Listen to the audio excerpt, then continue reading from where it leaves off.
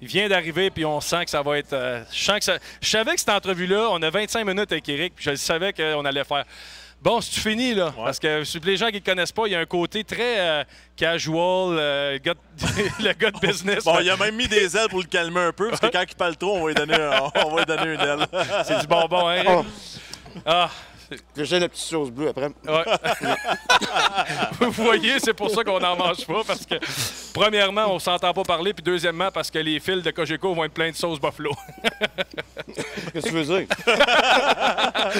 Justement, le gagnant du quiz pour le troisième quiz va gagner un Evolution Jersey. C'est un petit T-shirt un peu style soccer avec une tuque, un foulard, un sac et une casquette. Éric, merci d'être avec nous autres. Je te fais un chin à travers le plexiglas parce qu'on fait attention à toutes les mesures sanitaires pour être certain. On est avec la santé publique, la cage et la poche bleue. On fait en sorte que tout soit certain et qu'on tout soit pas dangereux. J'ai-tu un atypique avec une shot de rhum?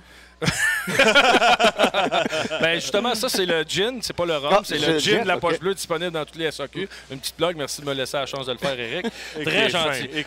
Mais pour les gens à la maison, Éric et moi, on se connaît depuis longtemps, puis Max aussi, il connaît Éric. Mais quand on a préparé ce show-là, on a dit on va se fier sur LP. T'sais, LP Doré, c'est un gars qui fait du foot depuis tellement d'années. Oui, il avait fait confiance. On lui a fait confiance. On a dit LP, fais-nous la base des entrevues. Tu sais, genre, ouais, Éric Lapointe. Fait que là, tantôt, Éric m'appelle, il dit comment ça va avoir l'air l'entrevue? Je dis pas de trouble. Je dis, ben, gars, la première question, ça va être bien simple.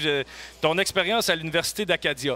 Puis là, sur le FaceTime, je vois la face à Éric qui fait comme, ben, je suis pas allé à Acadia, je suis allé à Mount Allison. Là, j'étais comme, non, mais c'est LP qui nous a dit ça. Fait que finalement, conte-nous donc l'histoire d'où tu étais allé à l'école, parce que je le sais pas. En principe, tu as oublié de compter que les trois autres questions, les trois autres réponses qu'il avait données n'étaient pas bonnes non plus. Il avait oublié que j'avais joué à Toronto. Finalement, il ne connaît pas. Non, faut que tu règles ça. Il est supposé être un ami. Hein?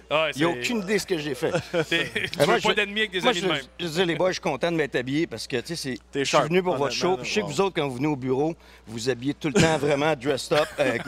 Puis, oublie ça, ils arrivent tout le temps tout croche. Mais je te dis, mon staff administratif vous aime bien pareil. Vous êtes adorés au bureau. C'est gentil. Ben justement, parle-nous donc de tes années d'université. Au lieu de faire de la joke. Oui, à l'université, je me suis exilé, moi, pour apprendre l'anglais. J'étais un petit gars du Saguenay, donc j'étais à l'université de Mount Allison, qui est une université anglophone, très bonne université académique. Bon, on va faire l'inverse d'avec Anthony Calvillo. On va y aller en français. Tu réponds en anglais. Botter. Let's kick the ball. Ah, puis, ouais, excuse, on t'a coupé durant ta réponse, mais...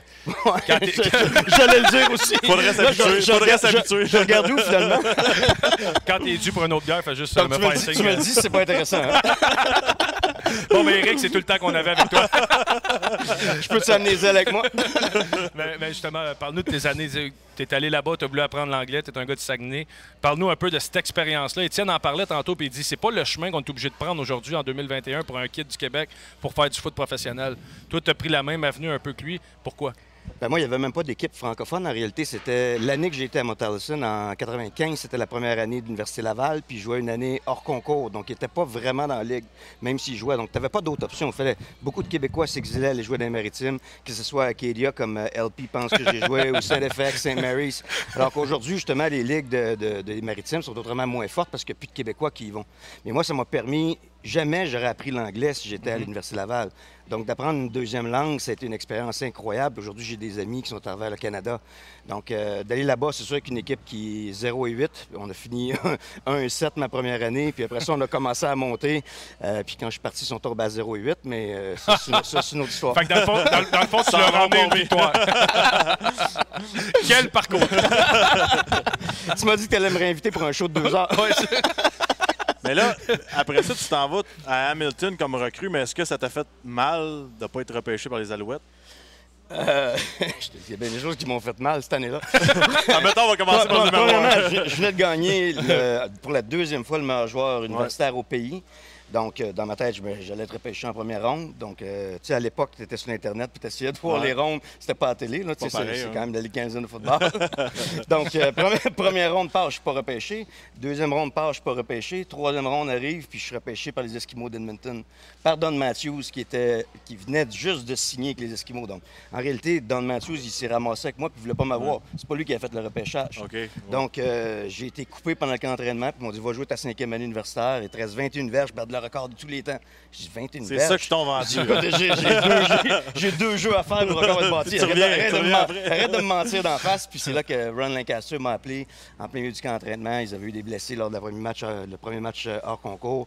Puis il m'a donné ma chance. Puis il m'a dit, gars, je peux rien te promettre. Il dit, moi, je suis un gars fidèle. Quand mes porteurs de ballon vont revenir, on va voir ce que tu vas te rendre. Puis ma première game, j'ai fait 191 verges, 2 touchés. Donc j'ai resté dans le CFL. Ben, honnêtement, je connais pas assez le football pour savoir si 191 verges c'est bon, mais si tu le dis, c'est parce que ça doit être très bon. Là. Ben, normalement, un porteur de ballon, une partie de 100 verges, c'est un, Regardez le sou t'asseoir, Guy, d'après toi, c'est bon? Hein? C'était bon, pas à peu près. D'ailleurs, c'est le même sou que j'ai acheté cette année-là. C'est ton sou de draft, ça! mais ce que j'aime, c'est que le monde à la radio essaie d'imaginer Éric avec un sou, puis il doit avoir tellement d'imagination en ce moment. Pourquoi, justement, tu parles du repêchage, puis souvent, on parle à des jeunes qui disent « Ah, j'ai pas été repêché » ou « J'ai pas eu le choix que je pensais ». Pourquoi Éric Lapointe a reculé dans le draft? Jouer porteur de ballon canadien en plus. Il y a jamais, je pense que j'étais un des premiers à l'époque. Aujourd'hui, il y en a quelques-uns puis ils font extrêmement bien. C'est une ligue qui a changé beaucoup. C'était beaucoup plus d'Américains qui jouaient aux positions clés. Donc souvent, les Canadiens jouaient soit lineman offensif, il y avait toujours un receveur. Puis là, d'arriver, puis t'es porteur de ballon, puis t'es supposé avoir fait quelque chose de bon dans la ligue, mais personne ne croyait que j'étais capable de le faire. Donc, en ayant cette partie-là en partant, c'est vraiment, à un moment donné, tu as besoin de chance ou d'un bon timing, mais qu'est-ce qui a fait que j'ai pu avoir une partie comme celle-là, qui est probablement une des meilleures parties à vie, dès mon premier match, en remplacement au porteur de ballon partant, puis qu'en plus, on gagne la Coupe Grey cette année-là, c'est comme un rêve de... Tu pars d'un cauchemar de te faire retrancher, puis tu dis, ben dans le fond, je jouerai jamais. T'as pas eu tes 21 verges au final? J'ai jamais eu mes 21 verges. Non, j'ai pas joué. J'ai joué mes 4 ans, j'ai pas joué 5 ans. Pour un Québécois, là, un joueur de hockey, tu demandes des conseils à tes parents. Tout le monde est un peu dans le monde du hockey au Québec. Pour un joueur de football, là, ton père, ta mère, c'est quoi les conseils qu'on te donne? Parce que on voit un peu moins ça dans les familles quand même. C'est clair, ma mère ne connaissait pas le règlement, puis je suis pas sûr que mon père non plus. Puis donc j'ai engagé un agent qui s'appelait Dr. Ping. Donc ça t'en dit long. C'est vrai? J'ai aucune idée où est-ce qu'il est, puis dès qu'il a vu que je m'en allais pas dans la NFL, j'ai pas reçu d'autres appels. C'est-tu le même gars que dans Hangover? Là? Le petit qui se retrouve dans le coffre. Monsieur Paul, là, monsieur. OK, bon, ça répond à notre question. Donc, tu veux en savoir plus? Parce que dans le fond, ma question, c'est les conseils de tes parents dans le monde du football. OK, c'est bon, tu peux manger une aile. Fais ton possible, mon grand. Merci pour l'aile. On prend une pause, Éric mange un aile. Mais justement, Éric, tu nous parlais... Dr. Pig, oui. Sur le chat, le monde. Tu nous parlais de la Coupe Grey à la première saison avec Hamilton. Parle-nous justement de ça, ce feeling-là, de t'en aller, puis le haut, puis les bas que tu as vécu dans cette année-là, puis ça finit, tac, tu gagnes la Coupe Grey. Ben, tu parles. La sauce est forte, hein? Finalement, je vais y aller pour la sauce bleue. Ben, vraiment, tu te rends professionnel, puis tu parlais un petit peu des conseils. Moi, je n'avais pas de conseils. Donc, j'arrive au camp d'entraînement à Edmonton. Tu es repêché en 3e ronde. La réalité, là, dans les Canadiennes, tu es repêché en 3e ronde, tu es coupé, puis tu le sais pas. Tu es sûr de ne pas faire l'équipe, mais tu n'as aucune idée. Donc, tu arrives là-bas, puis aucun des vétérans veut te parler parce qu'ils savent que tu es coupé, puis ils veulent pas venir amis avec toi, puis là, d'être déçu. Donc, à tous les matins, 5 h du matin, ça cogne à toutes les portes de la résidence, puis il y a quelqu'un, si ça cogne à ta porte, c'est parce qu'il y a quelqu'un dans la chambre qui est coupé. Donc, à tous les matins, tu es assis, tu es réveillé. Mais comme là, dans les films de football, tu as ton playbook, tu attends, puis... Tu attends ton tour, puis à un moment donné, si ça cogne, là, tu sais pas si c'est toi, donc tu es nerveux à tous les jours. Fait que là, tu dis au chum, va donc répondre.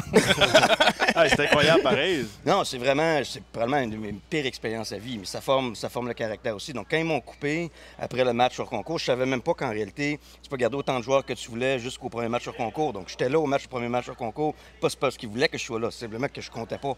En réalité, ils s'en foutaient complètement. Donc, quand le game a été joué, j'étais coupé, tu vas jouer ta 5e année. Donc, eux autres, pendant ta 5e année, tu peux pas être repêché par une autre équipe, en principe. Donc, ils sont supposés vraiment te laisser aller, puis là, tu es supposé avoir une offre d'une autre équipe, comme Ron Lancaster m'a fait à Hamilton. Donc, je suis parti de tu te sens vraiment, on s'entend là, tu utilises le terme tas de marde. C'est pas mal ça le mot. Hein. Tu te sens comme un tas de marde, puis d'un coup, tu te retrouves dans une équipe, tu te mets à gagner. Ça a été. Puis c'était une équipe exceptionnelle. Il faut se rappeler que ce que Danny McManus, notre carrière, avait de l'air. C'était comme une petite quille. Une coupe de joueurs blancs avec des braces. Tout le monde était vieux. Tous des gars qui n'avaient pas de l'air d'une équipe de championnat. Mais Ron Lancaster, comme coach, il était exceptionnel. Il réussissait à faire jouer des gars. Même avec moins de talent, ils les faisaient jouer ensemble. Tu avais l'impression qu'à chaque game, tu étais sûr d'avoir une possibilité de gagner. Puis si tu perds, pas grave. On retourne la page, on part. Mais mon seul regret, c'est de ne pas de l'avoir apprécié parce que c'était ma première année. Ouais. Tu réalises pas à quel point c'est tough de gagner un championnat. Puis j'ai été 5 fois sur 8 ans dans un pro à Coupe Grey, puis je l'ai gagné mes 2 premières fois, qui est Hamilton puis Montréal. J'ai jamais réussi à gagner après. Donc j'aurais aimé ça pouvoir la savourer plus. Étienne nous parlait tout à l'heure, tu sais, dans le football, il y a tellement de joueurs dans le vestiaire. Quand tu arrives justement à un nouveau joueur, un jeune joueur, comment tu fais pour t'intégrer? Tu sais, au hockey, tu avais un gars, tu serres la main, puis tu te crées une relation assez rapidement. Mais là, vous autres, vous êtes combien? 40 plus? Au camp d'entraînement, t'es 75. C'est ça. Fait que comment tu rentres? Y a-tu les joueurs qui sont réguliers qui se tiennent ensemble? Tu as le reste? Les joueurs réguliers jouent ensemble. Comme je te dis, ils veulent pas se tenir. Quand tu sais que tu es coupé, tu te tiens pas avec. Donc moi, je me suis appliqué justement à essayer d'intégrer un Mathieu Proulx, mon avant-dernière saison, Étienne, ma dernière, parce que je savais que c'est à quel point moi, j'avais souffert d'être seul. J'avais pas d'amis, t'as rien. Puis à tous les jours, tu te poses plein de questions. Tu sais comment ça se met à spinner dans ta tête. On dirait que tu hallucines. Mais ils m'ont même demandé de faire une joke en anglais devant tout le monde. Puis j'ai fait une joke, j'ai appelé les gars, j'ai appelé « Hey, boys! » Il dit « You can't call us boys, you're white! » Je comprenais même pas c'était quoi le problème. Il dit « OK, il me semble qu'on est tous des boys. » Non, t'as pas le droit.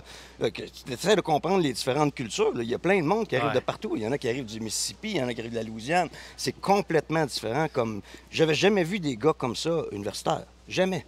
Donc, tu comprends absolument rien de ce qui se passe. Est-ce que ça, c'était l'époque des initiations à la dure et tout ça, ou c'était-tu dur? Ben, c'est pour ça qu'il marche de même. Je marche comment? Ah, rien. Imite-moi donc, voir. Il me semble que tu marches pareil. Oui, j'étais des années des initiations. Non, nous autres, au football, il n'y avait pas... il n'y avait rien de bien méchant. Mais universitaire, c'est une autre histoire. Donc, tous les niveaux en dessous, c'était plus intense un peu. Mais pro, tu n'avais comme pas le temps. Le camp d'entraînement est tellement intense que, tu sais, si tu as une journée off, c'est la dernière fois que tu as besoin, c'est de t'occuper des recrues et de les faire danser. Justement, tu parles de ton parcours, tu n'as pas profité, tu as gagné la Coupe Grey. Tu t'en vas par la suite, tu es échangé à Toronto.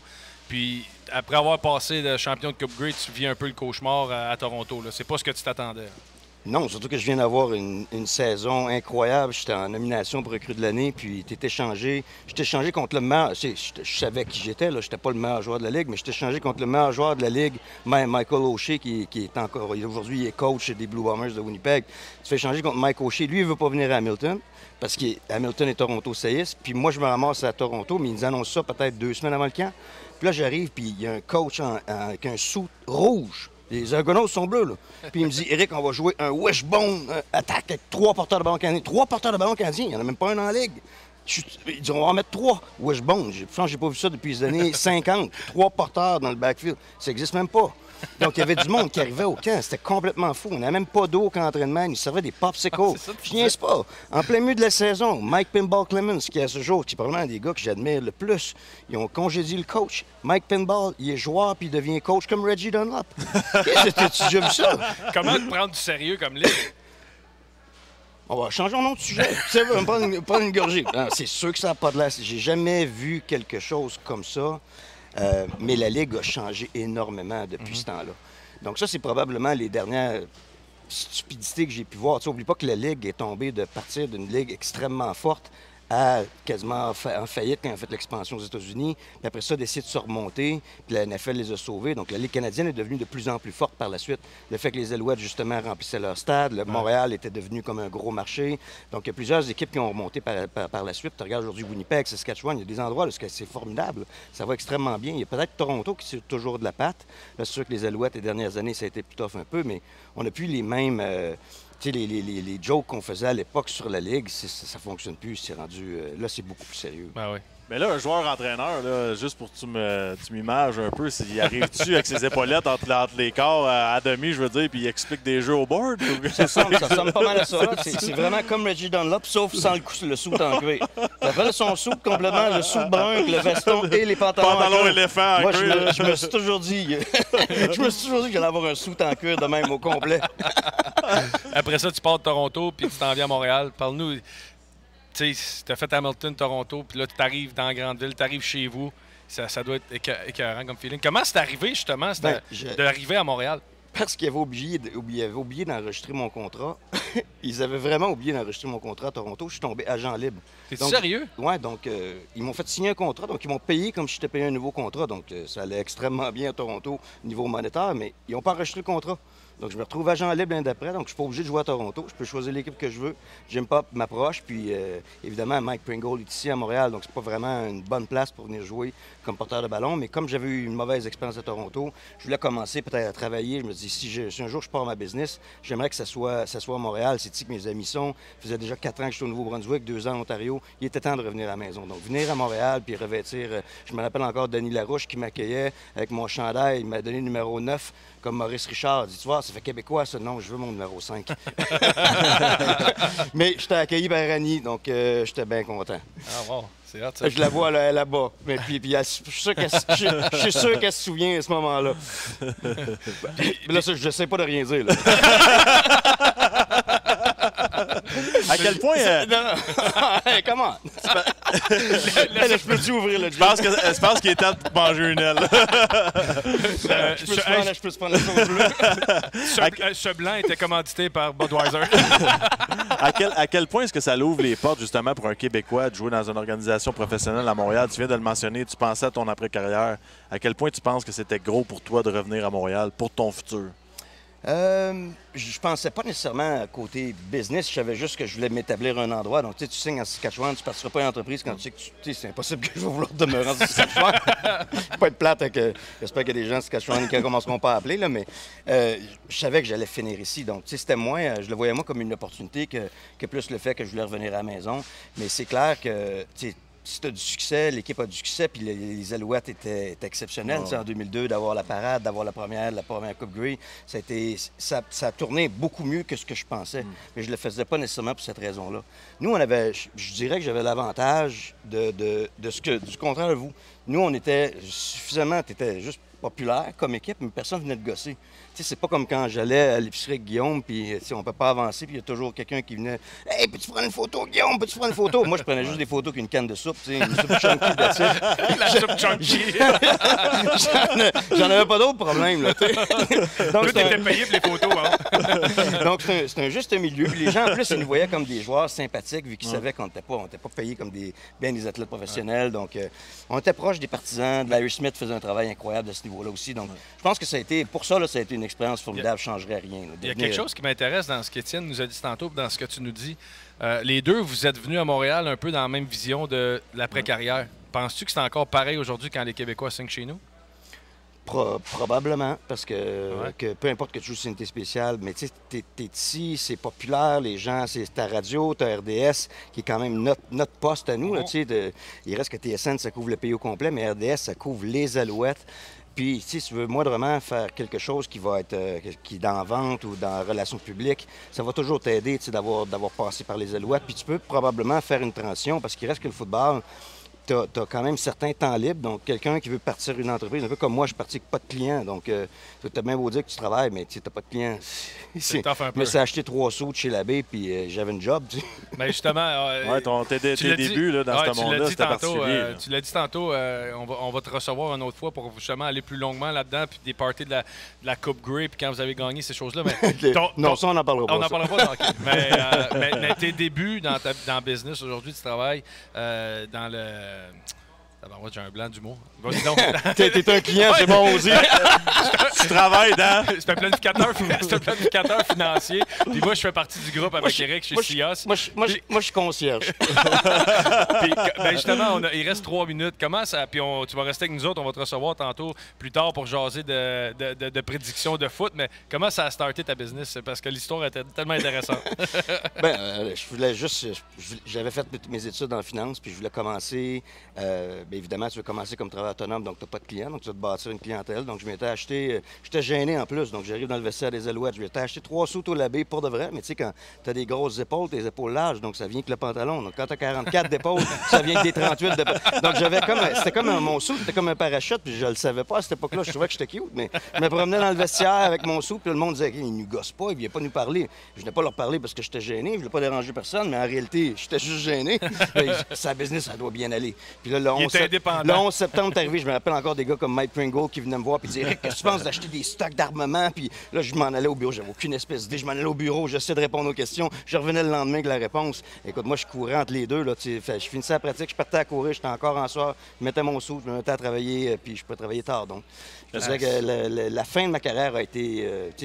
probablement pour ça que j'ai raccourci aussi d'une couple d'années. J'avais comme pas le choix à un moment donné de combiner deux endroits où est-ce que tu dois être là de temps plein, c'était plus faisable. Est-ce que, vite, est-ce qu'il y a une leçon apprise dans le monde du football qui t'a aidé grandement dans ton après-carrière?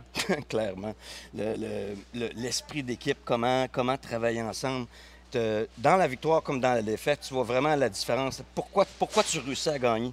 Qu'est-ce qui fait qu'une équipe réussit à vraiment se rendre jusqu'au bout? Puis la réponse, c'est pas le talent. C'est vraiment de comment est-ce que tu vas réussir à faire lever chaque personne. Donc, on a un petit cadeau qu'on va te donner à la pause. Il faut aller en pause avec Cogeco. Vous me coupez souvent pareil, hein? Ouais, c'est le but du show. Wow. Tu reviens avec nous tantôt pour terminer avec les prédictions. On s'en va en pause à Cogeco. Max, un petit cadeau pour toi qu'on va te donner. Il n'est pas encore là. Il arrive. Finalement, il n'y a pas de cadeau, puis va-t'en. Merci. Finalement, c'est comme ton arrivée à Hamilton, il n'y a pas de cadeau. Hey, c'est bizarre, celle-là, il n'y a pas de popcorn, pas d'aile, c'est un sou d'un sac. Hey, un sac de la Big, c'est dans le Merci, boys. Merci, Eric, de ta présence, puis on se parle tantôt.